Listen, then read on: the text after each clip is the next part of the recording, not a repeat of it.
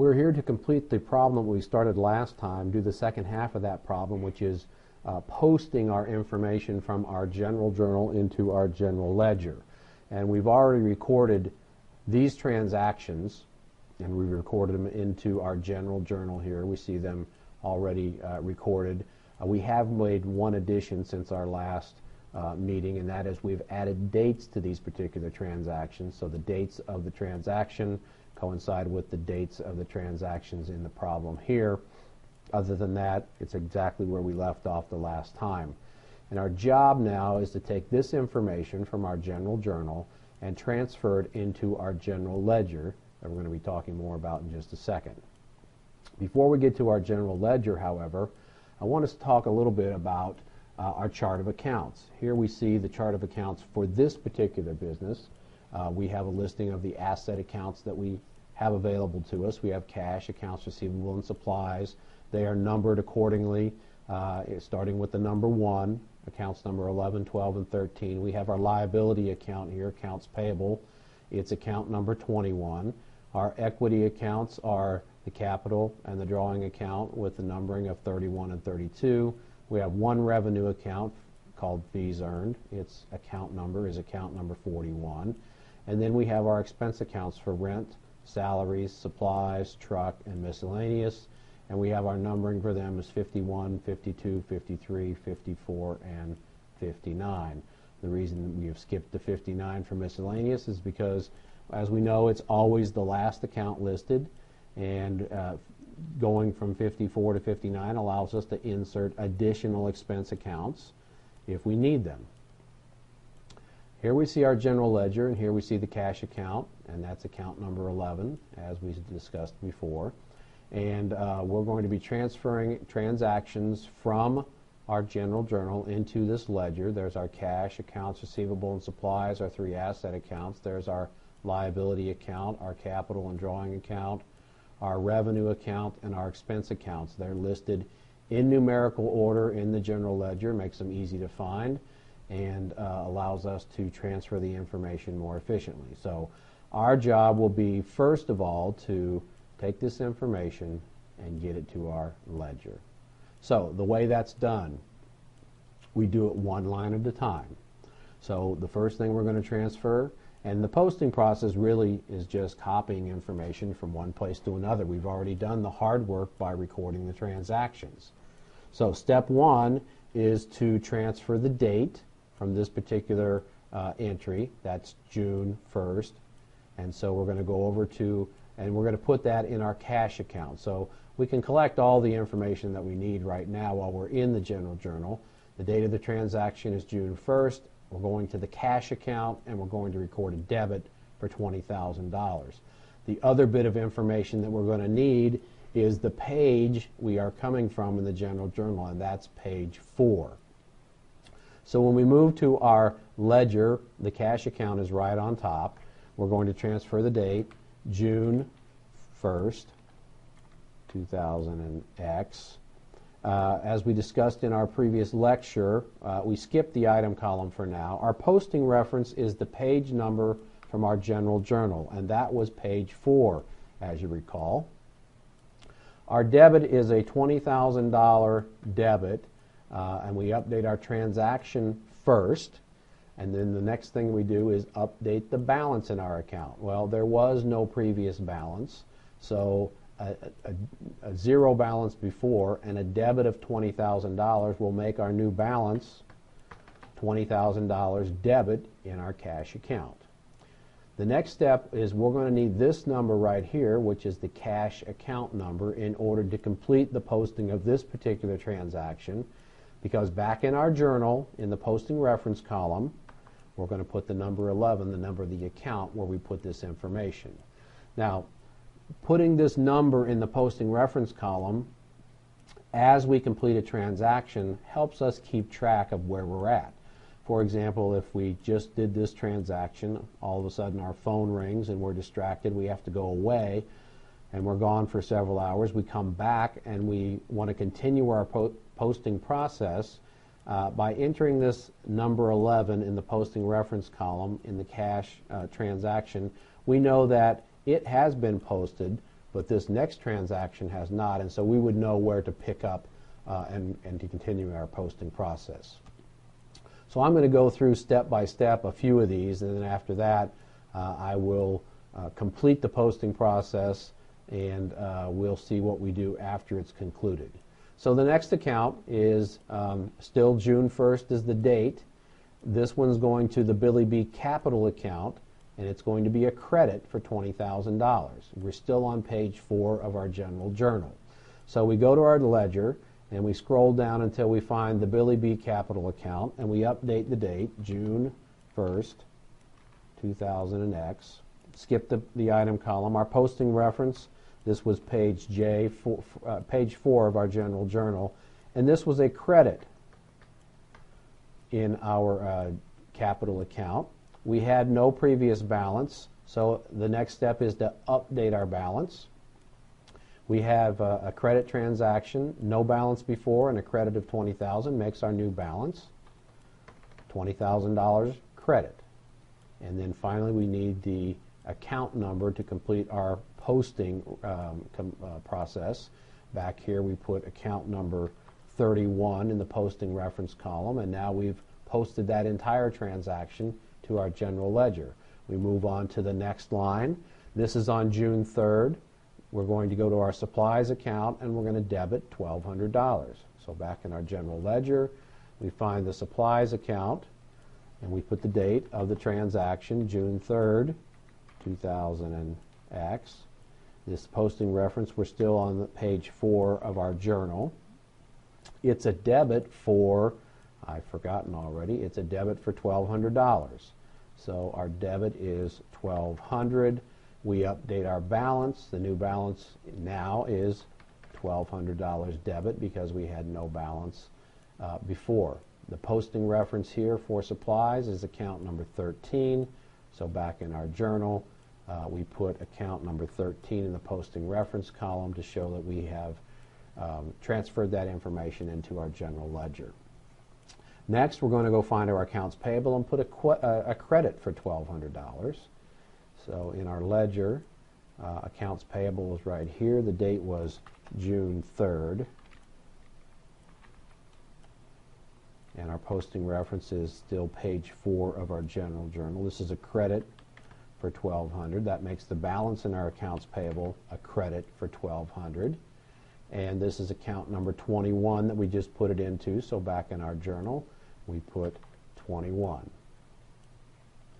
Next, we have earned some money for performing services, and so again we're going to be debiting our cash account. The date is June 5th.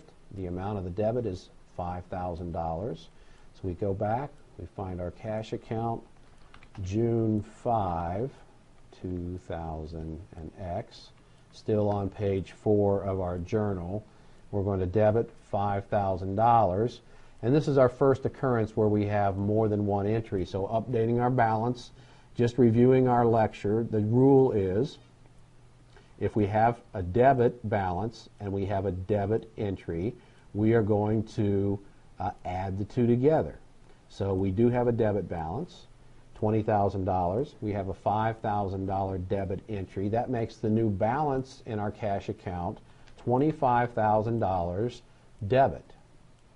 Again, we need our account number here for posting reference purposes. And back in our journal, we put an 11 in the posting reference column, and we have posted that transaction. Our next line is to fees earned on June 5th, a credit of $5,000. So in our ledger, we've scrolled down to find our revenue account, June 5th, 2000 and X. Our posting reference still page 4 of our journal. This is a credit for $5,000. That makes the new balance in our revenue account a credit of $5,000. And we have account number 41 that we're going to need for our posting reference, which goes in the posting reference column. And we move on again to the next line that needs to be posted. In this case, it is on June 10th. It's for rent expense, and it's a $500 debit. So in our ledger, we scroll down and we find rent expense, and the date was June 10th, and so $500 debit on June 10th.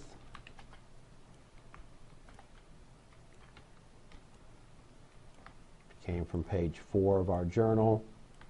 $500. We had no previous balance in that account, so our new balance is $500, and that was account number 51. We go back in our journal, put the 51 in the posting reference column, and then move on to the next line, which is a cash credit this time.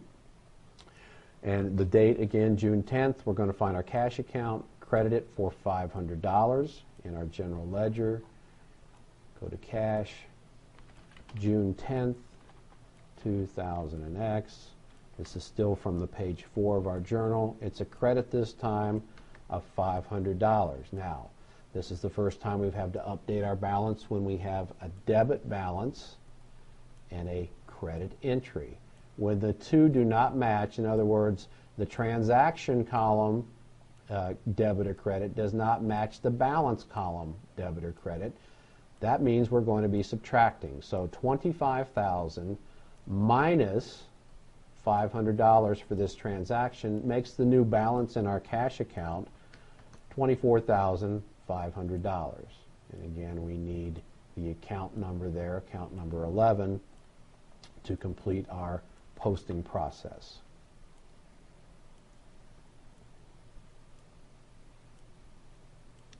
As we continue with this posting process, we move on to the next row that needs to be posted, and here the date is June 15th. We're going to post two accounts payable, $750. So we're going to go to our general ledger, find our accounts payable, and the date is June 15th. This came from our journal on page 4 again. This time it's a debit of $750. And to update our balance, this time we have a credit in our balance. Whoops. I put that debit in the wrong place. This debit goes here for the transaction of $750. And we have to update our balance. We have a credit balance of $1,200 and a debit entry of $750. When they don't match, it means subtraction. $1,200 minus $750 will leave us a balance of $450, but it's a credit balance. The larger number here wins. We started with a credit balance. We had a debit entry, which means we've paid off part of our liability, but we still have a liability of $450. And if we go back to our rules, we know that accounts payable is a liability account. Liability accounts have a normal balance of credit, and it makes sense that we would have a credit balance in this account. Accounts payable is account number 21, so to conclude our posting of this, we put a 21 in the posting reference column, and then we go to the next line, which is a credit to cash of $750. So in our ledger, we find the cash account. It's June 15th. Still J4, and we're going to credit $750. That will make the new balance in our cash account $23,750. We need the account number 11, and we go back to our journal and we put 11 in the posting reference column, and we move down to the next transaction. Now we can see we've got as you see at this point, the posting process is rather tedious. It's doing the same thing over and over and over. So I'm going to now complete the rest of the postings here and skip ahead to the next step. And now we're back. We see we've finished posting all the information with all the transactions into the general ledger, and I know that's occurred because each of my transactions has a posting reference of an account in the posting reference column.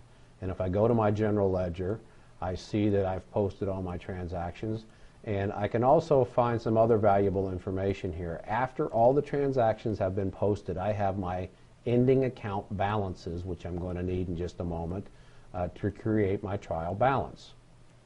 So after all my transactions have been entered, I have some debits in my cash account, I have some credits in my cash account, but all said and done, I've got an ending balance of $24,450 in my cash account. Accounts receivable, I had one debit and one credit, and my balance is $2,500 debit. My supplies, I had one debit and one credit. My ending balance is a $900 debit balance. All of my asset accounts have debit balances as ending balances, and we would expect that, as that is their normal balance. My accounts payable, I had two entries, one credit, one debit, and my ending balance is $450. In my capital account, just had the one entry, ending balance $20,000 debit. And rather, in my drawing account, I had the one entry for a debit of $600, and my ending balance is $600. My fees earned, I had two entries, both credits, ending balance $9,500. And then my expense accounts, I had one entry in each of them, $500 for rent, $475 for salaries, $300 in my supplies, $150 in my truck, and my miscellaneous expense was $75 ending balance. Now, the last thing that we discuss in this particular chapter deals with a new tool that we use called a trial balance. We do use a trial balance throughout the financial process. Actually, we do it 3 different times. One now being the first instance. We will discover in the next module that we do it again after we do what's called our adjusting process. And then again in the following module, we will do another trial balance after we've closed out all of our temporary accounts. But for now, we're going to learn in general what a trial balance is. Here we see an example of the trial balance. Note it has a heading, just like all of our other financial statements and financial tools. This happens to be a tool, not a formal financial statement. Notice we have the name of the business. This is an unadjusted trial balance, and we can say just a trial balance at this point in time because we don't know of any other trial balances. The date is June 30th, 2000X. It's the date the trial balance is being created, not the financial period that we're dealing with. And then the next step of creating a trial balance is to simply list all of our accounts in numerical order in one column. And here we have them listed, all of our accounts that we had here from our chart of accounts, then appear over here in our trial balance, and they are in numerical order from 11 through 59. So our trial balance, we've already set up the template for that. And to finish our trial balance, it's very simple. All we do is go to each of these accounts in our general ledger and find the ending balance. And if it was a debit ending balance, we put it in the debit column. And if it was a credit ending balance, we put it in the credit column. So we're going to go to back to our general ledger, and we're going to find our cash account, and we find that our ending balance was $24,450 debit. So we're going to go to our trial balance in the debit column, $24,450. Our accounts receivable in our general ledger, right here, our ending balance was a debit of $2,500. So in our trial balance, $2,500 debit. Supplies, we had an ending balance of $900 debit, and so we put $900 in the debit column. Accounts payable should be a credit. It's a liability. Normal balance is credit. And we see in our accounts payable we had a $450 credit balance. So in their credit column we put $450. Our capital account again should have a credit balance, and we see that it does, $20,000 credit. And so in the credit column we put $20,000. Our drawing account should have a debit balance, and it does, $600. And we put $600 in the debit column there. Our fees earned should have a credit balance, and we scroll down to see we have a $9,500 credit balance in our fees earned. We put $9,500 there. And then our rent expense should have a debit balance, and it does, $500. And our salaries, while we're here looking, has a debit balance of $475. So we're going to put $500 here and $475 here. And then let's go see what our supplies, truck, and miscellaneous expense balances are. And we see that supplies is $300, debit, truck expense 150 debit, and miscellaneous 75 debit. So 300, 150, and finally 75. The last step in creating our trial balance is then to total up our debits column. And if we do that, we see our total debits is $29,950. And then we total up our credits column, and our total there is $29,950. The trial balance allows us to determine if we've made an equal number, an equal dollar amount of debit transactions and credit transactions, and in this case we have. It doesn't mean that we did not make an error. We may have someplace, but it is a good check to make sure that we're on the right track, and in this case we appear to be. Now that concludes everything we have needed to do in this problem that was asked of us. But I'd like to take 1 minute to demonstrate how we can use another tool, which is a T account, to determine an account balance. Now, if we look at our general ledger, and in this case our T account, we're going to track our supplies. Our general ledger account showed our supplies account here. We had two transactions, one debit for $1,200 and one credit for $300. And if we didn't have a general ledger readily available to us, we could still determine the balance in the supplies account by using this tool called a T account. And what I would do is, if I was going to try and determine an account balance from a T account, is I'd look at all my transactions, and here I show all my transactions, and I just start at the top and kind of scroll down until I find one that applies to the account I'm trying to determine a balance for. In this case, supplies, and I see that my supplies, I had a $1,200 debit on June 3rd. So in my T account, I would do on the debit side a $1,200 entry, and then I'd go back to my journal, and I'd keep scrolling down and looking for more supplies entries, and to this point I don't see any more, and I'm continuing to move down here, and here I see another entry for supplies, and this time it's a credit of $300. So I would go to my T account, and on the credit side I would enter $300, and then I'd go back to my journal and I'd finish looking, and I see no more entries for supplies. So if I wanted to quickly determine the ending balance in my supplies account, I had one debit for $1,200, one credit for $300, and so $1,200 minus $300 shows that I would have a balance in my supplies account of a debit of $900. And that allows me to quickly determine a balance in an account without using a general ledger. And if I wanted to check myself, we see a debit balance of $900 in our supplies, and back in my general ledger, that's exactly what we came up with here. So I hope you'll find the T account as a useful tool to use to quickly determine account balances, but not a replacement, as we discussed before, for the true general ledger, which must also be maintained. This concludes my discussion on this particular problem. I hope you found it beneficial, and as always, if you need any help, please don't hesitate to contact me.